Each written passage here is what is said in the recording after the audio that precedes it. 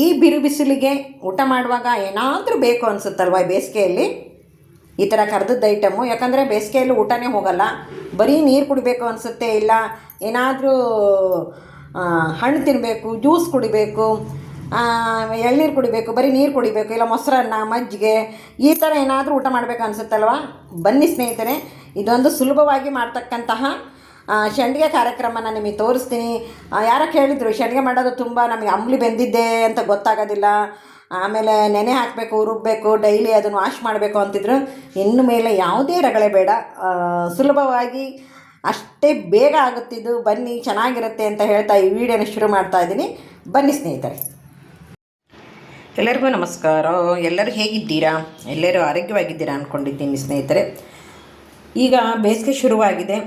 ಕೆಲವರೆಲ್ಲ ಏನೋ ನಮ್ಮ ಅಮ್ಮನೇ 3 ದಿವ್ಸ ಗಂಟಲೆ ಅವನ ಅಕ್ಕಿ ನೆನೆ ಹಾಕಿಸಿ ಡೈಲಿ ಅದನ್ನ ಅಕ್ಕಿ ತೊಳೆದು ಮತ್ತೆ ಬೇರೆ ನೀರು ಹಾಕಿ ಮತ್ತೆ ಮರುದಿವಸ ಮತ್ತೆ ಬೇರೆ ನೀರು ಹಾಕಿ ಈ ಥರ 3 ದಿನ ಅಕ್ಕಿ ನೆನೆ ಇಟ್ಕೊಂಡು 4ನೇ ದಿನಕ್ಕೆ ಅದನ್ನು ರುಬ್ಬಿ ದೊಡ್ಡ ಪಾತ್ರೆಯಲ್ಲಿ ನೀರು ಕಾಯ್ಲಿಕ್ಕಿಟ್ಟು ಅದನ್ನು ಗಂಟು ಹಾಕ್ದಂಗೆ ರುಬ್ಬಿರೋದನ್ನ ಕೈ ಆಡ್ಕೊತ ಇದ್ದು ಅದು ಏನು ಅಂಬ್ಲಿ ಇರುತ್ತಲ್ಲ ಅದು ಬೇಯೋ ತನಕ ಕೂತ್ಕೊಳ್ಳೋರು. ಬೆಳಗ್ಗೆ 5ಕ್ಕೆ ಎದ್ದೇಳೋರು ಅವರೆಲ್ಲ.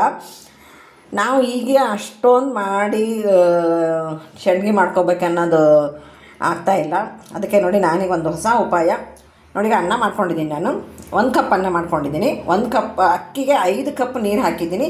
ನೀವು ಎಷ್ಟಾದರೂ ನೀರು ಹಾಕಿ ನಡೆಯುತ್ತೆ. ನೋಡಿ ನಾನು ಅನ್ನ ಮಾಡೋದೇನು ತೋರಿಸಿಲ್ಲ ನಿಮಗೆ. ನಾನು ಅನ್ನ ರೆಡಿ ಇದೆ. ಹಾಗೆ ನೋಡಿ ಇಲ್ಲಿ ರುಬ್ಕೊಂಡಿದ್ದೀನಿ ಈ ಥರ. ನೀವು ರುಬ್ಬುವಾಗ ಅಕಸ್ಮಾತ್ ಅದು ಸ್ವಲ್ಪ ಗಟ್ಟಿ ಅನ್ನಿಸ್ತಪ್ಪ ಅಂತಂದರೆ ಸ್ವಲ್ಪ ನೀರನ್ನ ಬಿಸಿ ಮಾಡ್ಕೋಬೇಕಾಗತ್ತೆ. ಬಿಸಿ ನೀರನ್ನೇ ಹಾಕಬೇಕು. ದಯವಿಟ್ಟು ತಣ್ಣೀರು ಹಾಕಿದೆ ಅಂದರೆ ನಿಮ್ಮ ಸಂಡ್ಗೆ ಬರೋದಿಲ್ಲ. ಓಕೆನಾ? ನೀವು ಕಲರ್ ಸಂಡ್ಗೆ ಆದರೂ ಮಾಡ್ಕೋಬೋದು, ವೈಟ್ ಸಂಡ್ಗೆ ಆದರೂ ಮಾಡ್ಕೋಬೋದು. ನೋಡಿ ಈಗ ರುಬ್ಬಿದ್ದೀನಿ. ಇನ್ನೂ ಸ್ವಲ್ಪ ನೀರು ಹಾಕಿ ಇನ್ನೂ ಸ್ವಲ್ಪ ತೆಳ್ಳಗಾಗಬೇಕದು, ಅಲ್ಲಿಂದ ಆ ಥರ ರುಬ್ಕೊತೀನಿ ನೋಡಿ. ಓಕೆ, ಈಗ ನೋಡಿ ನೀವು ಮಾಡ್ತಕ್ಕಂಥ ಸಂಡ್ಗಿಯ ಅಂಬಲಿ ರೆಡಿಯಾಗಿದೆ.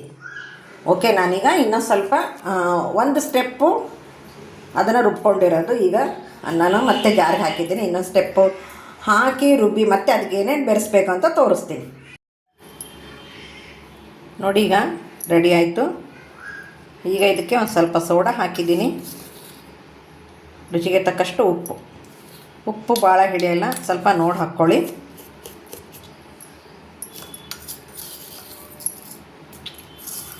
ಕಸಕಸಿನಾದರೂ ಹಾಕ್ಕೊಳ್ಳಿ, ಇಲ್ಲ ಅಂತಂದರೆ ಗಸಗಸೆ, ಇಲ್ಲ ಅಂತಂದರೆ ನಾನು ಜೀರಾ ಉಪಯೋಗಿಸ್ತೇನೆ. ನಮ್ಮ ಮನೆಗೆ ಸ್ವಲ್ಪ ಹೆಚ್ಚು ಜೀರಾನೇ ಕೇಳ್ತಾರೆ, ಅದಕ್ಕೆ ಜೀರಾನ ಉಪಯೋಗಿಸ್ತಾ ಇದ್ದೀನಿ. ಚೆನ್ನಾಗಿ ಕೈ ಹಾಕ್ಬಿಡಿ.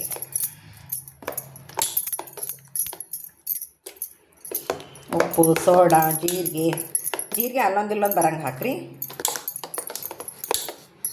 ಬನ್ನಿ, ಈಗ ರೆಡಿ ಆಯಿತು. ಒಂದು ಪ್ಲಾಸ್ಟಿಕ್ ಮೇಲೆ ಇಟ್ಬಿಡೋಣ.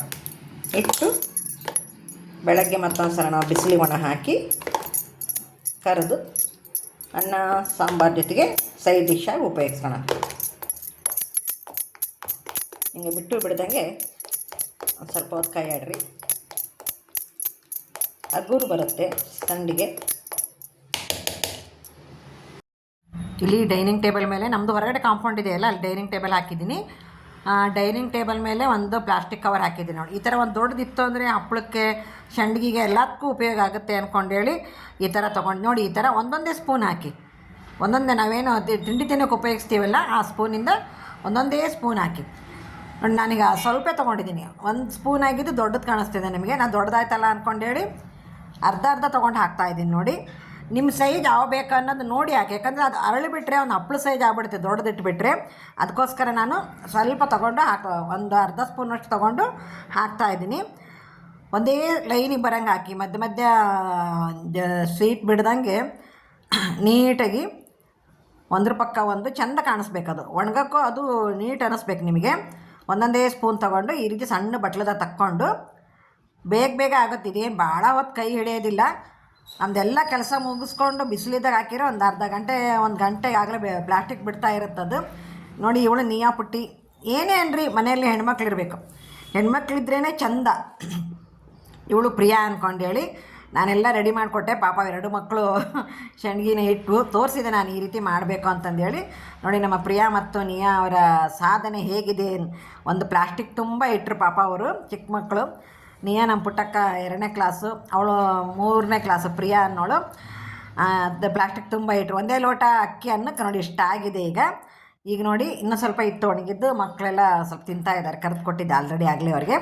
ನಿಮಗೆ ನೋಡಿ ಈಗ ಎಣ್ಣೆ ಇಟ್ಟು ತೋರಿಸ್ಬೇಕಲ್ಲ ಅಂದ್ಕೊಂಡು ಹೇಳಿ ಮತ್ತೆ ಕರೆದು ತೋರಿಸ್ತಾ ಇದ್ದೀನಿ ನಿಮಗೆ.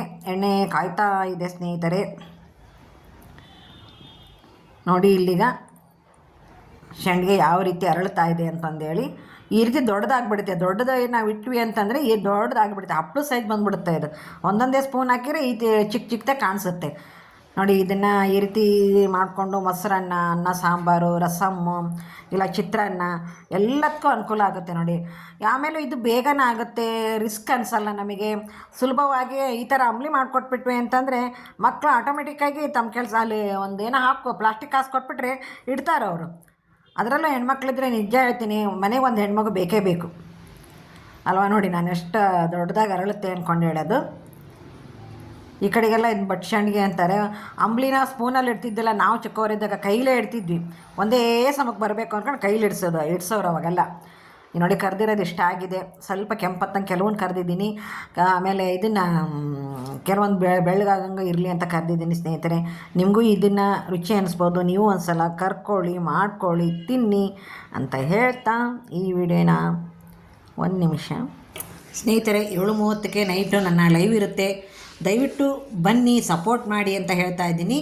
ಬಂದು ನಿಮಗೆ ಚಾಟ್ ಮಾಡೋಕ್ಕಾಗಲಿದ್ರೂ ಪರವಾಗಿಲ್ಲ, ಮೆಸೇಜ್ ಮಾಡೋಕ್ಕಾಗದೇ ಇದ್ರೂ ಪರವಾಗಿಲ್ಲ, ಬಂದು ಲೈಕ್ ಕೊಟ್ಟು ಹೋಗ್ರಿ.